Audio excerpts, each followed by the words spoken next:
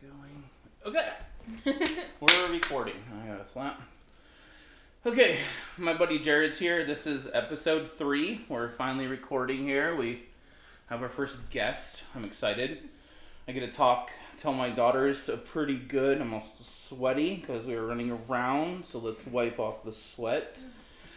Telling my daughters the story of my childhood. And again, the first 5, 6, 7 episodes of this is going to be quite a bit of me rambling and telling my story to my daughters, and then we'll get into knowing my daughters, and then by that time the show should be developing enough that we can start doing other things. But definitely to start out here, this is me doing my thing, including my daughters and family in it as much as they want to be.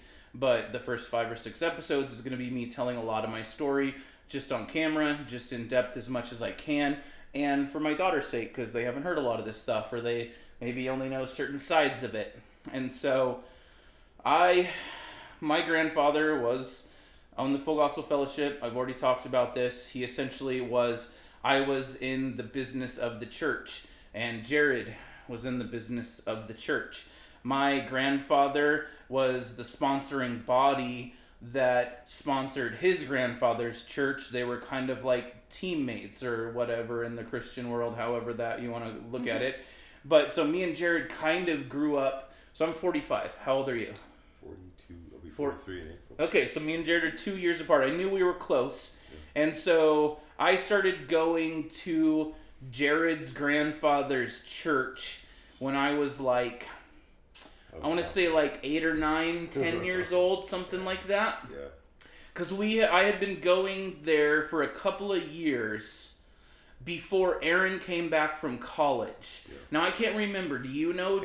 And before that, before you started coming to the church, and we saw your face, we saw our families had met prior. Yeah. At the church conferences, and when they had the what do you call it when they sit on the board meetings? The board of directors, because I think your grandfather was on the board of directors for the Full Gospel Fellowship, right? For years. And so my grandfather and your grandfather were essentially Robert, friends, business partners.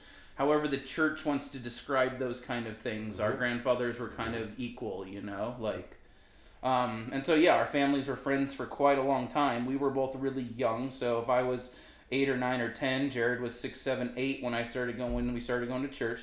I don't remember, did Aaron go away did he get like a 4-year college degree, or was he only gone for a couple years? Do you know? I feel like it was 4. Was it? I was just trying to think 4. Okay, so when Aaron came back, because within 6 months to a year of Aaron coming back, if not almost immediately, Aaron wanted to start Crossfire. He wanted to start the youth ministry. He had graduated college. His dad kind of sent him away to college. You go to college and you come back, I'll let you be a part of the family ministry business, you know? Well, it started out, he when he got home, he instantly started a kids church. It was just kids church, Sunday kids church. Yeah, okay. And that was, it was a big deal. There was, it started a little country, church, 3, 4 kids, but then... Hold on just a second. Or just stop. Yep. Okay. I'm just noticing my microphone. The microphone is loud because you definitely don't have a super loud voice. Oh. And so I'm worried about not having your voice. So I'm actually going to put a lapel mic on you so I'm sure that we can hear you. It'll just take me a second. I was worried about that, or I was thinking about it and I almost got it out. But I checked to make sure.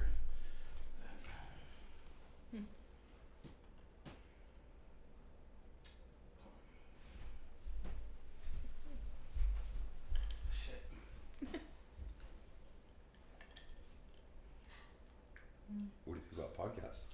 I mean, it's pretty fun. Kind of cool, huh? Yeah, I'll be honest though, I don't really watch any podcasts, so. Oh, I watch a lot of podcasts. Yeah. I listen to a lot. Yeah. I'll see clips on them on social media and stuff. I've just never gone. I don't know how to sit and listen to things, and I don't I'm a reader, and I don't like audiobooks though, because I feel like I don't pay attention. So I'm not good at listening. Whatever you're looking at is what you're paying attention to. Yeah, so. I don't like being oh, I didn't hear that part. What's happening? So, yeah. something that can just play in the background for me.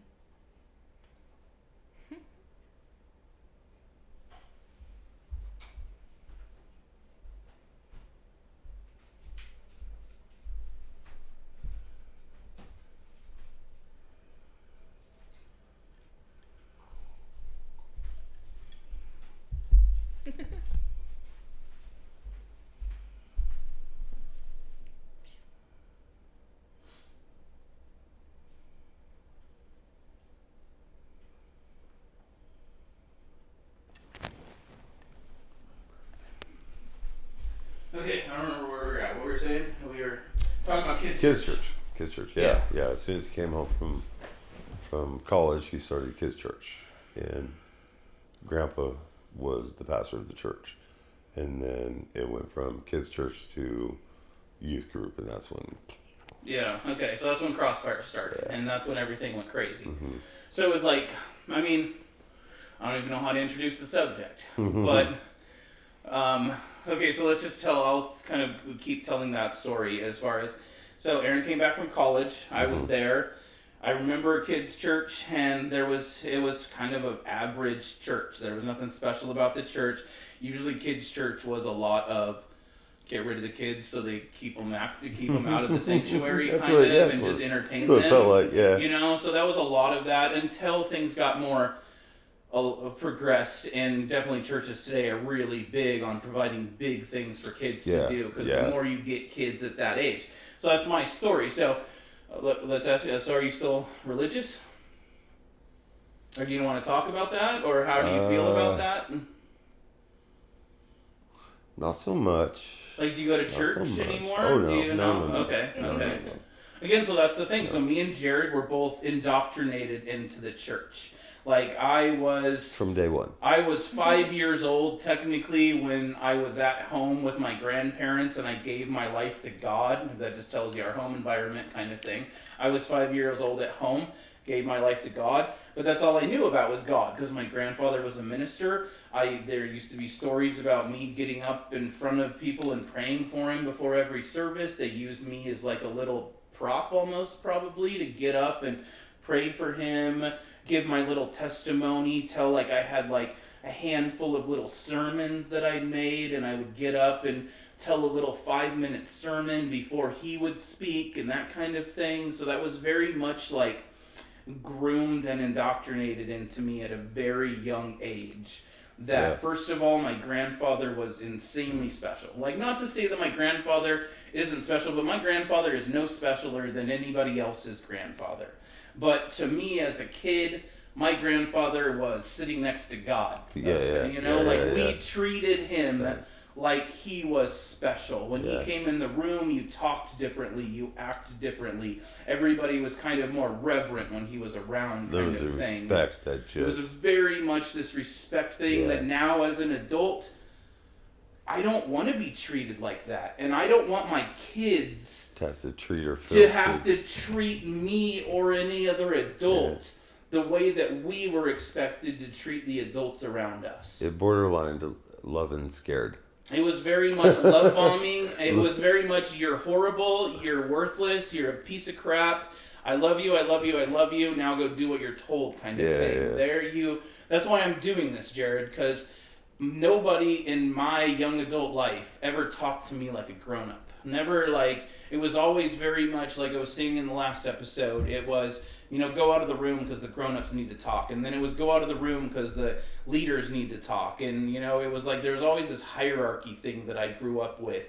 There was never equality. We never were taught treat everybody the same. Nobody's specialer than anybody else kind of thing. Yeah. There was a lot of hierarchy, a lot of that kind of stuff. That's it was a regime. Yeah, I mean, it's very much I mean- where if you're, so again, it was weird because I was coming out of the church and kind of beginning my deconstruction. I'm not religious anymore. I believe in evolution, so I believe that human beings are evolved animals on this planet. And that's my thing, is I believe we're all equal animals on this planet. There's animals that take advantage of other animals, and within the human species, there's animals that think they're more special than other animals. To me, we've never eliminated slavery, American minimum wage system is just repurposed slavery in a different way kind of thing, just like everything that we were kind of taught. So I started to deconstruct that. But in like 2001, what was it? September 11th was 2001. And so I was still pretty young, still deconstructing. But after the 2011 attack, all this like propaganda about the Middle East and Islam, and because we're a Christian nation, I grew up in that Christian Holy War, the Holy Wars and stuff, and that's what we're going to talk about next week with Bria, because she had a kind of an interesting Islam-Palestine thing that happened with her. And so it's interesting to me because Aaron just came back from going to Israel. And my grandfather traveled to Israel a lot. So I don't know if your grandparents did, but growing up religious, grandparents and aunt, one of my aunts. Okay. We're literally pushed. Israel is right. We have to support Israel no matter what. Yeah. Like Aaron, I was watching one of his videos, and he was, doing one of his kind of, come on, you guys, can you see what the sadness is around here? There was, these people were attacked by other people, and then he was like, no, they're not people, they're savages, they're terrorists, they're animals, And I'm like, that's what the church does, that's what they did to us, was demonize everything that wasn't okay with them. And that was the biggest part of my deconstruction, was figuring out that not everybody's evil. Like, some of the most evil people that I've ever met were religious people, and I've met some of the most genuine, nice people that were tattooed and witches or that kind of thing that everybody as a kid would have been afraid of. But when you see them on the same personal level, they're some of the most interesting, genuine people you can talk to. Kind of normal feeling. Yeah. Actually. Yeah, exactly. Like, more peaceful. And because, again, the church is everybody's playing a character. Everybody's playing pretend. Everybody's on edge trying to be good and be right. And it's like nobody can ever be themselves, kind of, because you're never taught to be yourself. No. We're taught that all of our thoughts are evil. If you think about a girl, you're practically committing rape and, like just all that kind of evil stuff that's put into us. And it's like, I don't want my kids to feel like that. I don't want them, It's very, it's very, what's the word? It's, I would akin it to being in like the military. Yeah, it's indoctrination as far as that goes, It really, like it is from day one, like from the day you're born. If you're born into the church, it's a real, your life's pretty set out before you even know it. Yeah, you have no sense of who you are and what you're going to be. All you and are. If you go against that grain, you might as well just say screw it, because you're going to go to hell. Well, even just that. So believing in evolution, understanding human beings now as a pack animal. It's interesting to me because the church, the more you look at animalistic behavior, to me, some of the people that think that they're not animals, that think God's special or God's real, like the Christian world that I grew up in, they are the most animalistic in hierarchy. I can see that kind of coming down, that group think. One person tells everybody else how to think. One person sets how you look, what's appropriate to dress. Everything is one person. Everybody else has to fall in line with that person. And if you don't fall in line with that group, they exile you and they kick you out. In the animal kingdom, that's the same as you're going to die. If you're a part of a herd and the herd kicks you out from everybody else, you're now a lone creature out in the wild, and you're going to get picked off from the rest of the herd. And that's all churches are, is a bunch of human animals trying to join together in a herd for safety, for like-minded thinking, like-minded everything, and we all it's safe. We're all in the herd. If somebody comes into that herd that has spiky hair, tattoos, pink face or something, that herd is going to be like, oh God, that person doesn't feel right, they don't look right, that seems evil what they're doing. We need to try to change them, get them adjusted, all that kind of thing. Like, that's what the church would do to somebody, is try to be like, oh, sweetie, we need to get you some nice new clothes and some nice new hair, and we'll get you a haircut and get you looking like a sweet young lady, not you're an individual. Let's celebrate who you are as an individual, Yeah. I don't mean to ramble too much. Feel free to cut me off whenever. But so continue telling the story. So back to Aaron, back to us and me and Jared. So Crossfire gets started. So immediately, years. The teenage years. The teenage years. Yeah. So just to introduce all the characters. So again, I don't know how long, but Crossfire was in the beginning. It was middle schoolers and high schoolers. So I can't remember if it was you had to be 10 or 12. You had to be in 6th grade. It was. I think it was 6th grade. Was it 6th grade? Okay. And so when we first started, there was all this weirdness because I think I was old enough, but you were a couple years younger. Always. So I always got grandfathered in. So I think you were allowed to come in because you were there. Well, Jared anyone was living Aaron's. in our house got grandfathered in. Aaron. Well, exactly. That was the thing too. So me and Jared lived together, and I'm going to get there too. But we weren't living together yet because it was like. I still live with Robin. Yeah. My mom and you were at Aaron's. So Aaron's sister. So yeah. So when Crossfire first started, I was in, Jared was in. I'm going to introduce another character that we're going to eventually talk about, Christy. So Christy, at the time that Crossfire started, I really remember this vividly because Carrie and Corey were her older sisters. Yep. Corey was my age, and Corey always liked me. Carrie was her older sister, and I always really liked Carrie, but Carrie would never give me the time of day because she was older than me. And Christy was the youngest sister of these 3 sisters, and Christy wasn't allowed to come into Crossfire originally because she was too young.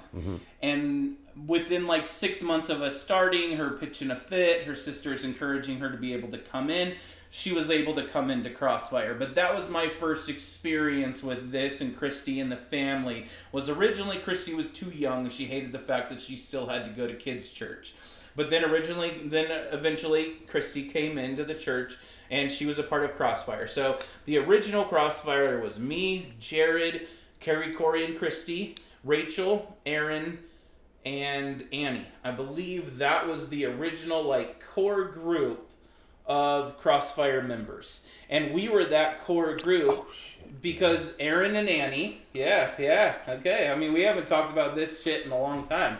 So Aaron and Annie. Oh no. Aaron was at the time the co-pastor's daughter. And so she was always around with her friend. And so we were the core group of Crossfire church members. And we literally built that church for Aaron. Me and Jared lived that church. And that's why I'm started to do this, because I've started to deconstruct myself. I've realized that my happiest time in my life really was that 12 to 18 years old. I didn't know that I was unhappy. I didn't know that I was in this messed up thing. You didn't know you were brainwashed. Yeah, you didn't know we were brainwashed. I thought I was taking over the world, summer man. camps. Summer camps were so fun. Much. Concerts, traveling with Aaron. Oh, remember going to Jesus Northwest? Jesus Northwest, every year was the raddest concert that I've ever been to in my entire life. It was like Coachella for Christians. It was just like Christian, It lasted for 3 days. We would go up there and spend the entire time. Meeting all these big people. Yeah, we interviewed people that was, and so that's what I've realized now is that period in my life I was happy. I was conquering the world. I didn't care about money. I didn't care about getting rich because I was helping people. I always had a girlfriend. There was always girls. Girls. Exactly. We were just having fun, and it was a cool. It was Skate World and Skate World and all night parties. Man. Dude, we would have 3, and that's what I was saying. Those kind of things. Have you girls been to Skate World? No, I have. Yeah, you have. Okay. Yeah, so Skate World. Just imagine Skate World, 20, 30 years ago, all night skate, and then there'd be one song. The one song they'd let us hold hands. You remember? Yeah. They'd play one song, and then you got to hold your girlfriend, your boyfriend's hand while you're skating in a big circle. But it was again those kind of things. The entire focus of those functions was having fun, but making sure that nobody was doing anything. The entire thing was how many adults can we get in here so that we can police all these kids so that nobody can ever touch anybody. Let's throw something in here real quick. And I'm sure that me just saying this, you'll lock it in there for some later conversation. This is going to go. Yeah. Now, as an adult, looking back, the amount of cash flow for all the different things. Oh, huge, dude. No, I want to talk about that. So okay. I mean, we're talking about it all. So I don't know how long this is going to go. So But if we go a little I mean, long, we're that's talking fine. like that's essentially a family business. Yeah, it's huge. And so I'm trying to figure out how to tell the story, but we're getting there. So it's like, so again, yeah. So that point. Okay, that so time let's was go back awesome. to the core group. Okay, so yeah, so Annie, you, who else was there? it was Rachel, Annie, Aaron, me, you, Carrie, Corey, and Christy, and Rachel, my first girlfriend, was Right. like our first. And Chris Scobo. Chris was always around. Oh, Shannon and Chris. I forgot about Shannon and Chris. Shannon and Chris. So Shannon and Chris. Shannon was a day oneer. Shannon was with me because Yeah, me and yeah. Shannon were cousins, and Yeah. her grandparents were with my grandparents, and Yeah, so yeah. Shannon. That was the other person I was forgetting, and God rest her soul. She's Yep. dead now or Yeah. died, and that's horrible. But yeah, I forgot about Shannon. Shannon was there with us day one from that court group. Yeah. So definitely, so we can go in detail as all, but I'm just trying to reminisce a little as far as that goes. And so, my parents get divorced. My stepdad was a douche.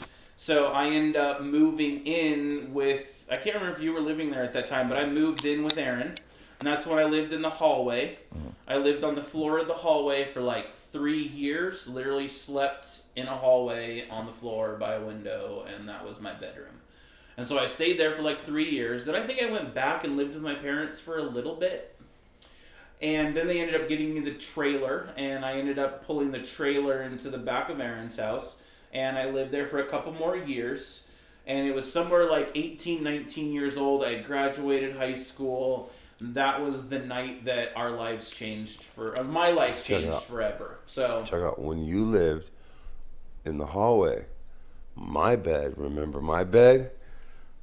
oh, did we have bunk beds in there? So it was a homemade bunk bed. We made a homemade bunk bed. That it went into the wall where the cabinets were, and I would sleep up on that, and then you had a bed right in front of the window at the end of the hallway. Okay, so then when you moved out, they changed that shit up. They blocked it off and made it not a hallway that walks through there anymore to the living room, and made it when you walk up, they opened up the stairs. The stairs opened up directly into the living room, and then there was a door at the bottom of the stairs that came into there, and it was just like Harry Potter closet, dude. Yeah. Okay. Yeah. And okay. it was. That's interesting. And then I was in there for a little while, in Master's Commission too. Oh, jeez. Yeah. In Jesus Yeah. school. Yeah. Exactly. We both did. I don't know if I ever finished. I don't think I finished Master's Commission because it was we were just laying the groundwork for Master's Commission when I was that age. And so I think I was just graduating high school, which was when you would go into Master's Commission was after high school. So I was in that period when I left the church I was right in between where I would start Master's Commission. So let's talk about, something we haven't talked about, and I can't remember, it's from that day that we're going to talk about now. From that day, I don't know how much me and you have talked up until now. I remember that when me and Shannon were married, like 2005-ish, because I know you've gone through a lot. Like, I know you've kind of had some issues. Like, I don't know how much Married of that you 3 want to talk about, times, you in and know? out of jail. Yeah, and so one of the times you came over, me and Shannon, it was like a random night. We hadn't seen you in forever. You showed up. I don't know if you were drunk or high or something, but after you left, me and Shannon were like, that was really weird. He was really awkward. I don't know what was wrong with him, but something was up, you know? And so literally, though, between this night that I'm going to tell a story here and now, I literally think we've hardly talked or seen each other very much. Oh, yeah, no, it's been years. I can't think of when we've hung out and talked. And we've definitely never talked about this subject. And this subject is a huge deal to me because still to this day, it bothers me and I still want to know how it all unfolded. And so it's like the night that I left the church, I want to say I was 18 years old. I had been living with Aaron. I was currently living with Aaron. My trailer was in his backyard. Yeah. We had been doing something around the church during that day. And it was later in the day. It was at night. And so we had been all doing stuff. And something that, I don't know if it's a thing for other people, but for us in the church, we had these teepee wars. And we would go teepee each other's houses. And so whatever we'd been doing this day, that night we were all there. It was late. It was like 9 or 10 o'clock. We get a phone call that someone's house had been teepeed.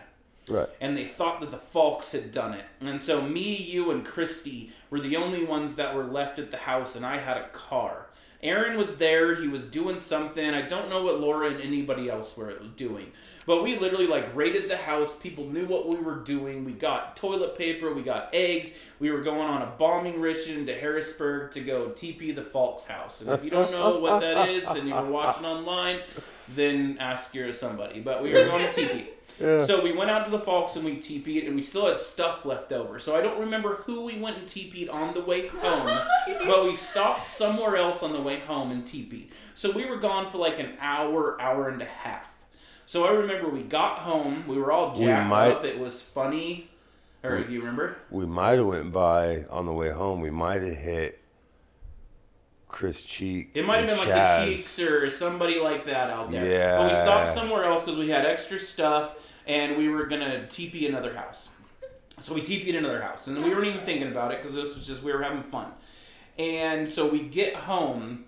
And as soon as we get home, I remember, like, I think Ron and Brenda or somebody was there. And Aaron, you could tell Aaron was mad. Aaron was like, we got out of the car. We walked into the house.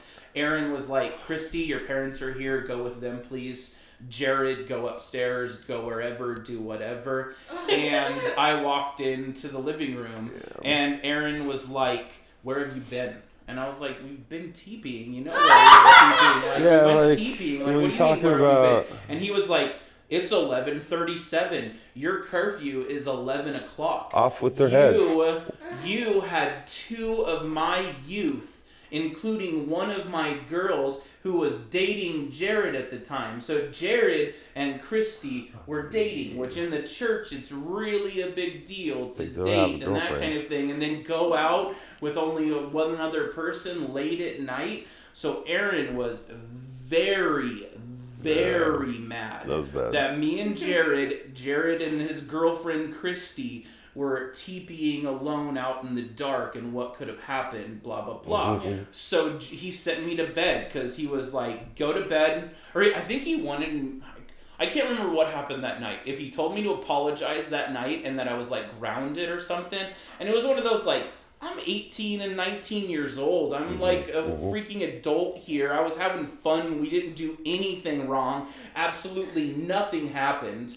But so I remember whatever happened the next morning, I had to get up and go talk to Aaron. And we lived in the parsonage across the garage or across the parking lot from the church. So I remember walking over to the church, and right when you walked into the church, right across the door from the church was Aaron's office. And so right when I walked in, he was just sitting there behind his desk. Oh. And I remember walking into that desk and him being like, so did you have a chance to think about last night or whatever? And I was like, yeah, still, I didn't do anything, nothing happened, blah, blah, blah. And he was like, well, if you don't apologize to me, then you can leave. Yeah. And I was like, well, I'm not apologizing for not doing anything. And so he was like, okay. And it was like he was trying to goat me into something again. Like, okay, well, we're going to go hook your trailer up to my truck and we're going to just pull it out of there. And I was like, okay, well, I'm not apologizing for not doing anything. Well, you knew we left here going to TP. It's going to take us at least an hour to go to Harrisburg TP and come back. So you knew we were probably going to be out past curfew. So it's one of those, like, yeah, we were out really past having curfew. To explain this, like, you knew. But so it was one of those, like, this militant thing where it was, if you don't apologize and humble yourself below me, the big, powerful I just want to hear you, like, tell me. I'm sorry. Yeah. Like, I just want to hear you say it. Yeah. And so he wanted me to humble myself, and I was at that age where, and I've lost my son kind of with the same sort of thing. Sorry. So it's one of those, like, so that was really the last night that I talked to you, interacted with you. Mm-hmm. It was weird for me because I didn't apologize to this super authoritarian figure in my life. He literally got his truck, jerked my trailer out of the back of his house, drove it to my grandparents' house, dropped it off, left me. And I literally never talked to anybody from that church pretty much ever again.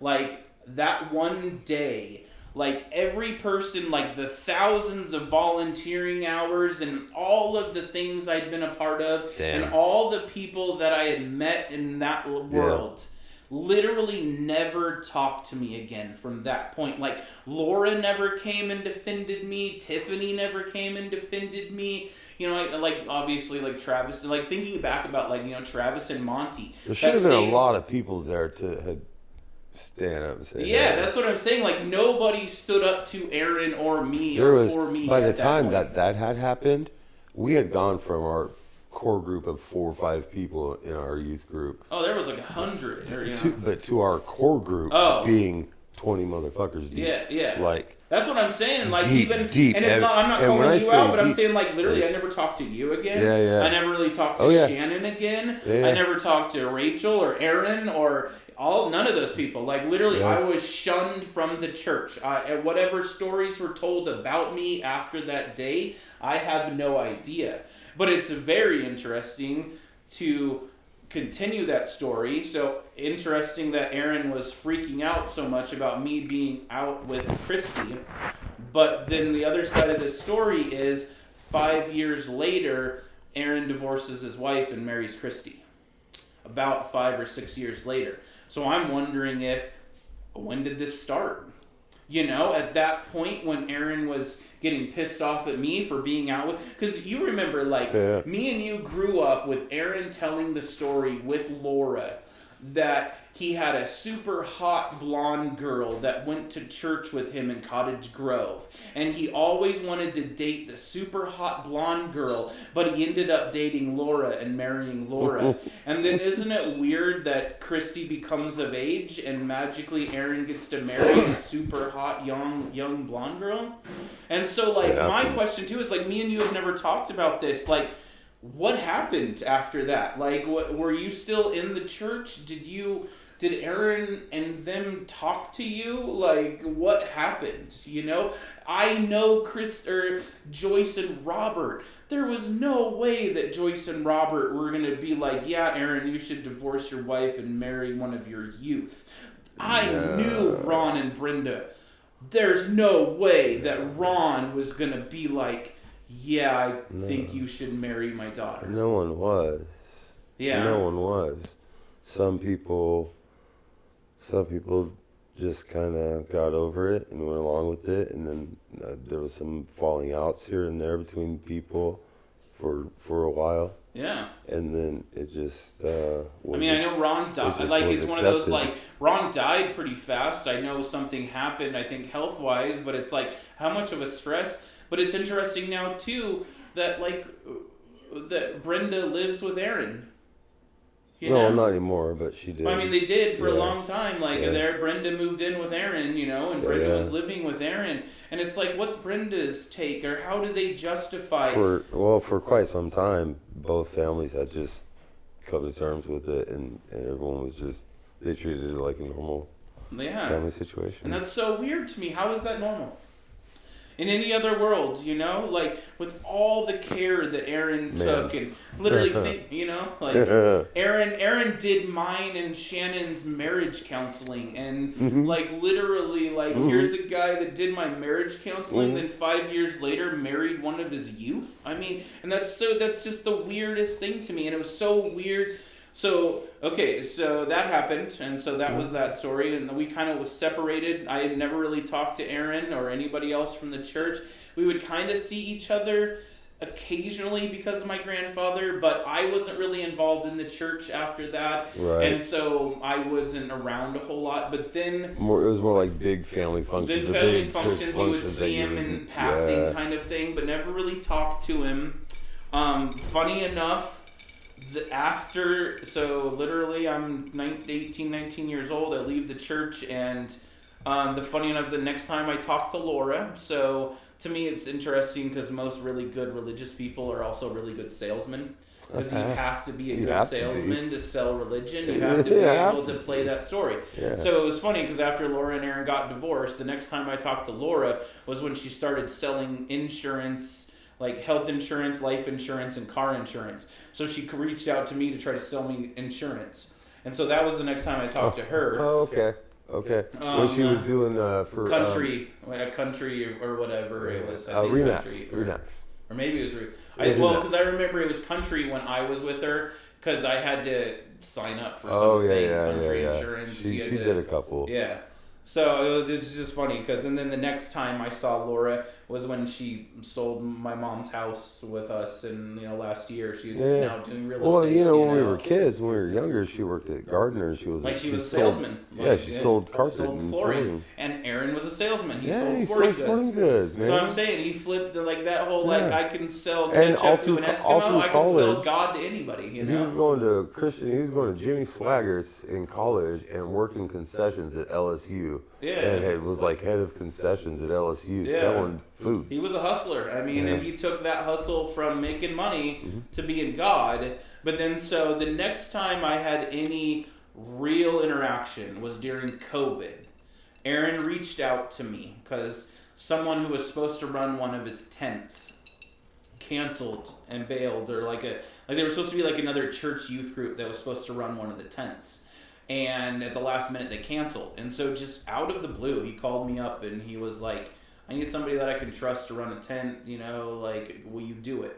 It's like, you're literally going to have to work, like, every day for the next 20 days, but I was like, yeah, sure. And My brain just went right side. Yeah. yeah. And Jeez. so I did it. I literally was like, I worked like 14-hour days. Okay. And Olive was there for a lot of it too. Was this last year or Well, no, was so it was this? COVID. It was either 2020 or 2021. I Okay. can't remember. Okay. So it was the first year because I remember, it must have been, because 2020 they canceled it. And Okay. remember Aaron was freaking out Yeah, because they wouldn't yeah. let him do fireworks. Yeah. So the next year was the year that I helped him. And so, because getting back to your money conversation. So back when we were originally started, like we didn't do very much of that. We were just getting into the groundwork of that. But Aaron and Eugene cornered the market for Christmas trees. Oh, He yeah, literally yeah. ran every other Yeah. small person that was doing Christmas trees, and that would be Took out some dudes who've been doing it for a while. yeah, like Actually. literally, it was cutthroat. Like Yeah. people, like he was a church. Aaron, that's what he does for the church. He gets really cutthroat for the church because he can use that, And so, so I found out because I was on the inside of that. The year that I helped Aaron, they were pushing to make $1.3 million in fireworks. Yeah. So they looked to push for it. So back 15 years ago in this town, there were a bunch of little fireworks stands that were all independent fundraiser type TNT things. was like the big name. Mhm. You know, And so then and their Aaron, booths were kind of like over about a 5 or 10 year period, ran every other fireworks stand off the market, pretty out of the town. Yeah. And he has this entire area cornered, and he literally makes their probably half, Well, 3/4 At yearly this budget. point, he's the biggest firework distributor in the Northwest And during yeah, firework season. Is that and that's with huge. That's seven insane. with 7 tents across Lane County, he is everybody knows. Yeah. So And- Aaron and is and he did that through cutthroat he business started, tactics. He started with a one booth. It was 5 feet deep and like 8 feet long, shack style in Harrisburg, Yeah. and was selling a few fireworks. Not every year for like 2 years in Harrisburg, and then did one in Coburg, and then I think he got a TNT. He got with TNT or he got something, right? And so he did a big tent one year, and then it just boom. Okay. But there was like, I want to say a 3. It's hazy, but it's like a 3 to a 4 or 5 year period where it was literally a small. Oh man, our biggest booth in town in Eugene, the first one, it was off Martin Luther King. At the where Planet Fitness used to be. Yeah. Yeah. It was in that parking lot. Yeah. And it was, I remember doing security. Me and Uncle Aaron went, and Greg was sleeping in there. Greg was doing security, and it was tiny little shack style. And me and Uncle Aaron went, "Welcome up," and that's what to make sure. But it was like, when I say shack style, it had like 2 windows in the front, and you opened it up, Yeah, and propped it yeah, up, yeah. and the fireworks were just hanging on one wall. Yeah. And that was it. But you gotta think so. To a So going back multi-million, to you know. that world, so so I worked plenty of minimum wage jobs, and minimum wage and church is kind of the same mentality. You're trying to convince people to do a lot of work for a little pay. Oh, So the yeah. reason that Aaron was able to grow and corner the market was either all the other ones were fundraisers or they were independent, like mom and pop. That's like, Well, it's there because was the lots- overall idea is because it's more money for the church. So yeah, well, so We they need to sell further this the kingdom. story, and so the reason that he was able to do it, and the reason that he's able to make so much money, is because it's all profit. You're not paying any labor to anybody. So again, so the reason I seen it, and the thing that kind of turned me back off with the whole like, oh, just like whatever, and don't bother it or something, but. It was one of those, we'd agreed on a price originally. Like, he had told me, this is what our projected amount is. We're gonna break $1 million for sure this year. And so he had like, okay, if you run it, well, your base pay will be this much. If we break $1 million, you'll get this much of a bonus. If we clear 1-2, everybody will get another bonus. And so we had cleared that 1-2. Yeah. And so I was gonna get like a pretty good payday. Right, there's bonuses for different. Yeah, bits. and so I was going to get a pretty good payday, and we'd agreed on that originally. But then by the time it was like 2 or 3 days before the end, he started coming at me, kind of feeling me out to see what the pay was like. And I was like, oh, well, we've already talked about this. You told me this and this and this. So, there was no contract. This is all just talked But about. this is what we said. He was kind of feeling me out to like, well, can I just pay you this much? Or can I just pay you this much? And I was like, no, I want to be paid this much. Yeah. And it was kind of going back to, you've used me a lot, and I'm actually going to get paid today for helping you do this. Like, I've done everything you've asked. I've been here for 14 hours a day for 20 days straight. Here's my hour thing. I kept track of it all. I was like, you're going to pay me this, And so we had kind of gotten into it about how much he was paying some of the other people. And he was like, well, a lot of them are volunteers. And anybody else who's getting paid here is going to be happy with whatever I pay them. I've heard that. So he I've just heard that has before. that mentality. I've literally heard of, that before. You work for me Yeah. for free, or you be happy with what I pay you, or you leave. And so there's a lot of turnover, just like in shitty jobs. So there's the people that stick it out, that believe in the mission, that believe in what they were doing, like me for a time. And then there's the Monties and the who else? The Travises and even the Gregs, like, because Aaron pushes you. He pushes you to either break or he pushes you until you leave. So there was a lot of people that just would leave and not be broken. And he was looking for that personality type where he could push you and you would break, or he would leave. And sometimes people would leave, and he had lots of really good people leave. I mean, you remember the night, like, just telling his macho machismo thing. Remember the night that it was like me and Greg or me and you or somebody had like teamed up on him because he was really big into like wrestling with us and proving that he's stronger than everybody. Very 8 machismo, like he had to be the strongest. And so we were doing something. I think we'd been volunteering. We were all tired. We were working. We were in the sanctuary. He was doing something. 2 of us like jump on him and grab him. Somebody like pantses him or gives him a wedgie or something. Like totally, he couldn't do anything. And he finally like flipped us all off, went on a full-on rager, like challenging people in the front yard of the church to wrestle him one-on-one because we ganged up on him. Like everything, like honestly, to be serious with the girls, like I was partially worried that when you showed up tonight, like Aaron was going to be here. Because he would be the type to like beat me up or try to kill me or something to try to like, he would go instant fight or flight rage mode. And that's how I could kind of tell the more like I came away from the church and I was around peaceful, calm, real people, I seen how much this like rage control culture in the church exists. I seen when I deconstructed, going again, reaching back to like talking about 9/11, like talking about the sleeper cells and all these crap and stuff. And to me, living in America with churches, sleeper cells are nothing but living room Bible studies. Like we would have those, like our church, there would be like 10 or 15 people that would host these little living room groups, and you would have 5, 10, 15 people that would come over to everybody's houses, and you would all sit in people's homes, and you would have these little meetings, and you would have your group think where somebody would talk about how we feel about all the subjects and stuff. Like to me, that's like Islam and sleeper cells are Christianity and home groups. We just call it different things, you know?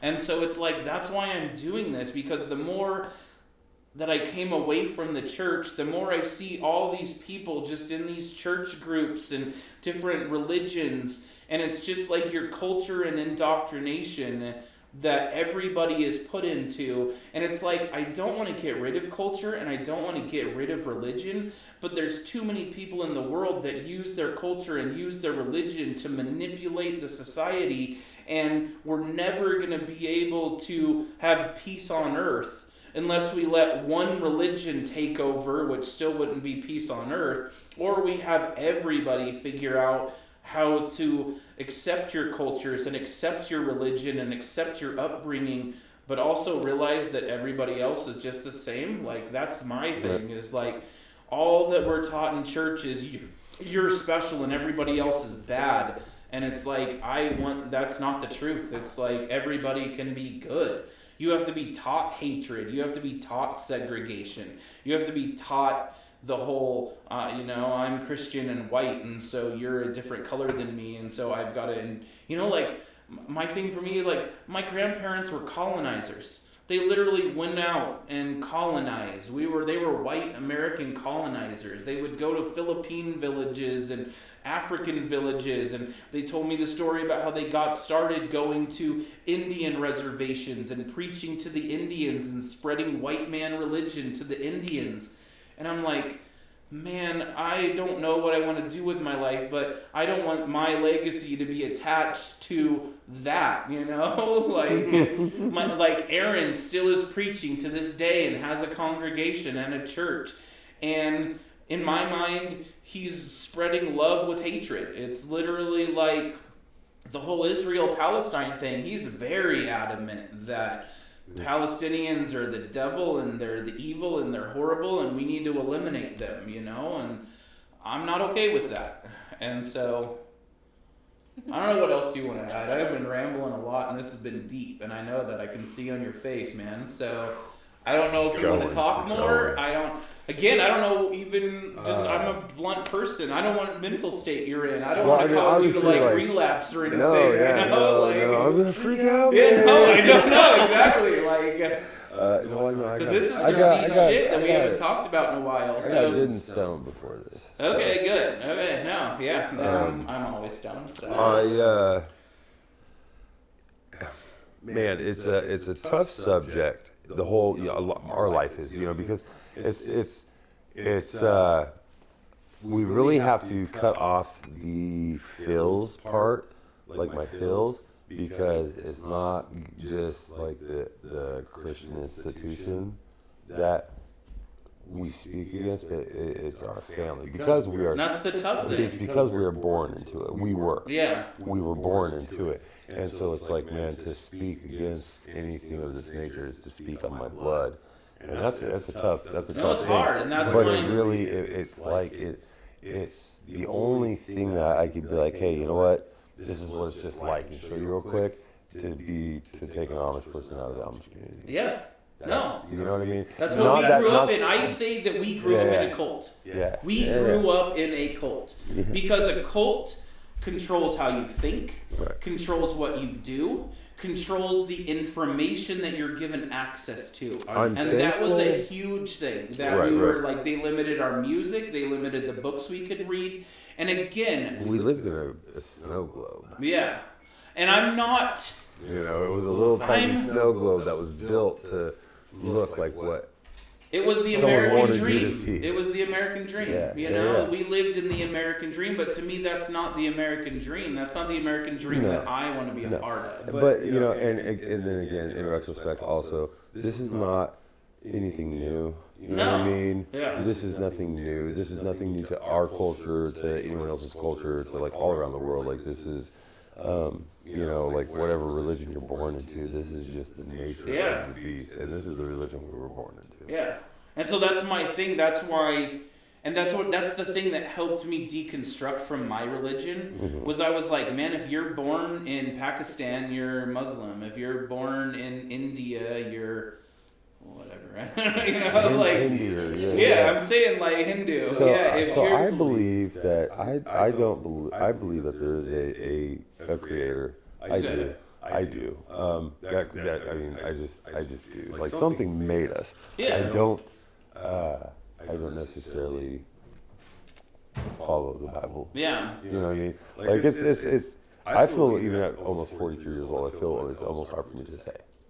it's Like, hard. I just No, don't, and I then- don't believe the Bible. I believe the Bible. I've I believe spent- Jesus was a real person. I believe that there's things in the Bible that scientists have proven that have happened, like floods and shit. Like, you know, I get it. I get it. Cool. I don't believe that Jesus is the reason why the whole world is here. Like, there's a creator. yeah. You know. Well, my thing is, so I'm an agnostic atheist. Okay. I so far I haven't found a religion that I believe is true. Every religion that I've researched is just men writing down thoughts and stories and ideas. To the you base know? of them. To the base of them. Yeah, All of them. yeah. So that's it. And so And some give you the feels more than others. yeah, there's But when different you ones start that reading, are more you're about like, hey, control. a dude wrote all this. Yeah, but that's the thing. Like even the Bible, Mm-hmm. all of it. I mean, so it's one of those like imagine today. Imagine me and you have this conversation, and then we wait for 30 years to have Olive write down the conversation that me and you had today. That is the Bible. Nobody wrote down, sat there, and like we would take notes in church. And then this process happened over a long hundreds of time. years. So I'm saying just the base, like Matthew, Mark, Luke, and John. The story And then it's of been Jesus. proven that every time the Bible, it was all collected, put together, made, and then all of a sudden modern man, King James, Yeah. every time a new king took over, a big, land or huge, the Bible is literally rewritten, and it was rewritten to suit control of what it needed to do in that area. It served That's its really purpose. how it happened. Yeah. And things were taken out, things were added. Yeah. And so now it's like we got 5 different, million types of Bibles, and you have to have a special book, a dictionary for the Bible to, make it all make sense. It's just, man, it's And then you have each pastor. So, Right. so But in then this there's the town right Quran now, and, in this town right now, we have what do you want to say? 50, 100 Christian churches that are all Christian, reading the That's Bible churches. That's you know? it? I'm like, yeah. So That's I'm it? saying, like, Really? so it's essentially to me, it's a bunch of different men. There's a new church selling- popping up every week Yeah. on Facebook What I'm locally. saying, just literally, like, let's just say there's Yeah, 100, but there's 100 Christian churches that are all supposedly preaching the same religion, going to the same heaven, but they can't join together as one because they have so many different doctrinational beliefs that they literally all contradict each other. The amount- You're not going to yeah. heaven because you don't say Yeah. the prayer right, or you. I mean, do you remember? Like, I spoke in tongues. I don't know what speaking in tongues was, but I spoke in tongues for like 5 years. I remember Marlene helping me get tongues, And then we had those meetings where we like flopped around on the floor for like 8 hours a day for like 6 Oh my months. God, We had yeah, yeah. Pastor Yeah. Joyce and All Robert. the But it was service revival. every day because God was Yeah. coming back any minute. Like Oh my at God. that point, Ah. God was coming back tomorrow, and we were literally going to have church services every day until God came back, pretty much. Yeah. How do they justify that stuff? It's Yeah. like, I don't even know. Does Aaron still speak in tongues? Do they still do, like my grandfather? My grandfather would carry around a little vial of oil. And when he would pray for somebody, he'd open this little vial of oil and dab it on his finger and touch their forehead. Sometimes people would fall over. Sometimes people would shake around, and he would spit in their face while blah, blah, blah, and then he would put the oil back in his thing. And I always wonder, where did that oil come from? Like, I live with you. I know you only shop at Costco and Walmart, Like, do you buy special oil that you put in that little thing, Like, it's all so weird and funny to me because you're the same as me. Like, it's so weird because I'm literally speaking out against like my entire family and everything thing. Like my mom gets on to me, like, why is this such a big deal to you? Why did you try to challenge your Because grandfather? we grew up in a cult. Because he told me this was real. Because this was our business. This was our life. We spent thousands of hours, I did, sitting in church rooms, listening to my grandfather speak and all that kind of stuff. You the same way with Aaron. And it was like as soon as we started questioning it, as soon as we started not going along with the system, it just shoved this aside and kept going full steam I ahead. tell you what, I remember logging church hours at like 4, 5, 6 years old in country churches on when we still had pews, like there were The even wooden chairs. pews, yeah. Man, I don't know how many wooden pews. Like when we would travel with my hours grandpa, because of we were church. always going to these little country churches with like 30, 40, 50 people with like 10 or 15 pews. Try to start a revival Yeah. and preaching here. That and was what they Burns, did. Oregon, the Dalles, just all like crazy Yeah, places. yeah. And that was All the over. thing. Like I've heard of so many of these weird little places because your grandparents and my grandparents all went on the same little tours. That's how I know Oregon. That's It's how, from, and it's weird going back to it because like the money game for Aaron with the stands and stuff, but also me thinking. So my grandparents were probably constantly fundraising, constantly getting money. Every time they would travel and you would do a little speaking engagement, or my grandfather would speak at a church, they would take up an offering. So that was his job. Like that was our thing. Was it's like we were snake oil salesmen. I remember this for my grandparents when they did it too. But I remember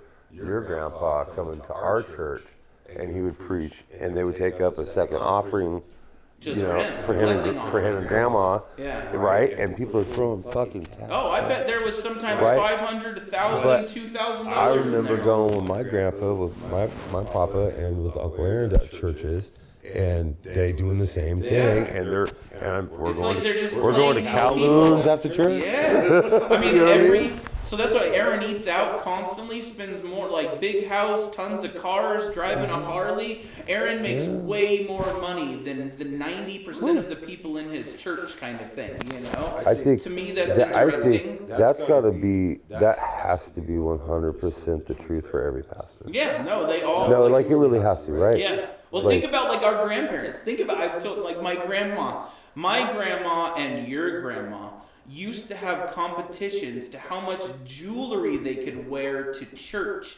They would come with my grandma would come with clanky fingers, and we're talking real gold, real diamonds, And real like rubies. old Southern lady looking Yeah, people, big just stuff, and she yeah. got like 12, 15 Yeah. rings, Oh, yeah, yeah. bracelets, Well, brooches, shoot, I mean, necklaces, yeah. earrings. And they would show each other all this trinkets and stuff, and then sit up in the front row next to their pastor Chinese husbands. fans. Yeah.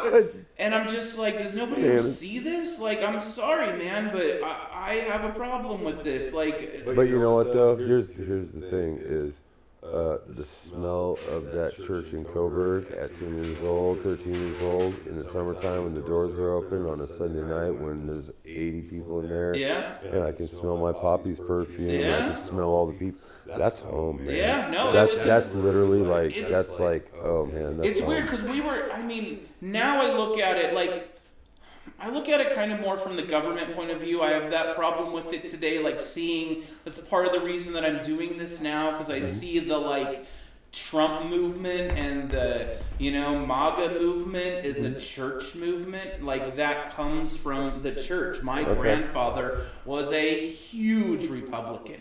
And the Pentecostal Christian church and Republican America go hand in hand.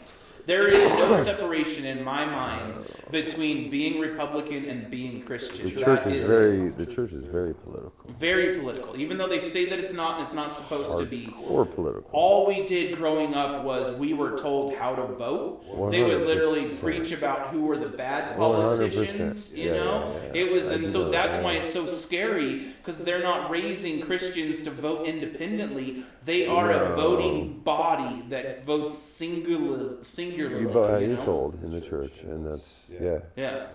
100%. And so that's a big problem for me, because it's like I have a problem with groupthink. I have a problem with people that feel like they have to tell you what to do. Something And wrong so- with groupthink. There's something wrong with the masses being told by Yeah. the person or Because one that's group. the only way that ideas are scary. Like a single bad person can have a bad idea, but he can't do much by himself. So he has to get other people to think If he like can force him. everyone around him to think Then that yeah. idea becomes powerful. So we modern day like Hitler. Hitler was a bad person that managed to convince malleable people, probably Yeah. not good, probably not bad, but there was something in them where he could pull this bad side of them out, and Right. that's what religion does. It takes somebody that's looking for something, doesn't quite know, and it gives them a path, and it doesn't teach them how to think for themselves. It just gives them a sense of community, gives them a sense of belonging and support. And as long as you think the way we want you to think and act the way we want you to think, then you will be a part of our family. But as soon as you don't, we will push you out. Don't go against the grain. Exactly. And so it's like, that's my thing. That's what I don't want to spread to my kids. That's what I want to eliminate more from the world. If we can create individual thinkers that I don't want to change anything about my past. And I know some people can't say that. Right. But my kids wouldn't be who my kids are today if I wouldn't have done everything. I wouldn't be the giving, caring, non-money loving person that I am today if from 10 to 19 I wasn't made to work like a dog for free for my parent or for other people's benefit. And so I grew up helping people, loving to see people have fun, be entertained, feel like I'm giving back to my community, but I don't want to do it with God attached to it. And so that's what this is for me, trying to figure out how to do what I wanted to do as a kid that was taken from me by somebody. It's like, that's the reason I'm doing this. Like, think back, I was the TV person, man. I can't remember how much you were involved, but every single week setting up the TV show was me. I would do the lights, I would do the cameras. Aaron taught me how to do everything. I went to Sheldon, learned all the classes, and I loved that.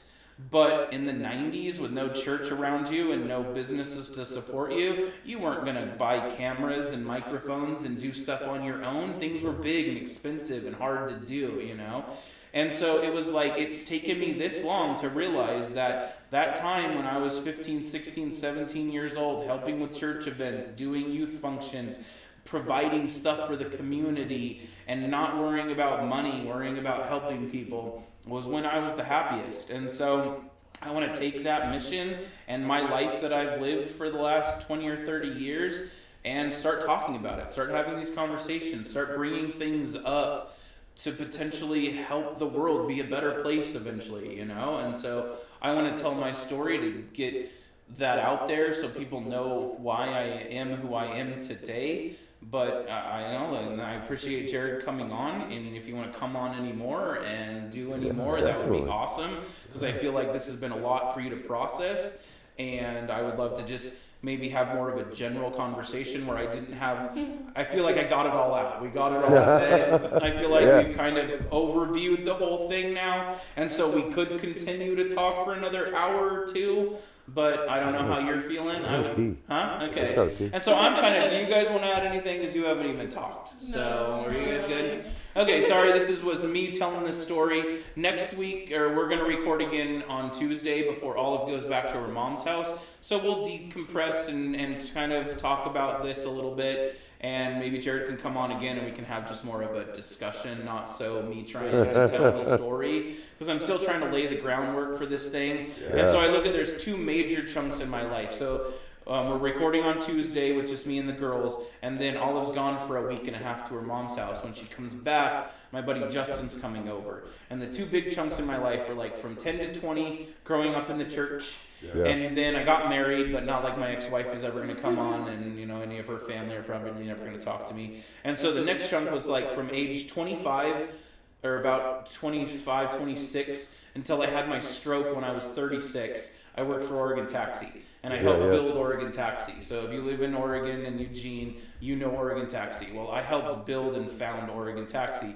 So Justin's going to come over in a couple of weeks, and me and him are going to do the same thing where we break down a 10-year period of my life where I essentially helped build a business for somebody else. So I essentially helped build a church for somebody, got exiled from that church, and then I helped build a business. And then when I started trying to unionize or trying to figure out better pay for our guys and what we were doing, I was let go from that job and pushed out of that job as an owner-operator. So I have these two big chunks in my life where I gave a big amount of myself to help somebody else do something, and as soon as I was questioning that system, I was pushed out of it. So Jared kind of helped tell my young adult story, and then in a couple weeks, Justin's going to help me tell kind of my adult story, and then we can kind of get on with other stuff, hopefully, from there. But I just kind of wanted to get these time periods out for my kids, for myself, for the internet, whatever, so. Sweet. Thanks again, buddy. Yeah, awesome. All right, that's it. We're done. Turn everything off. Now we're just chilling.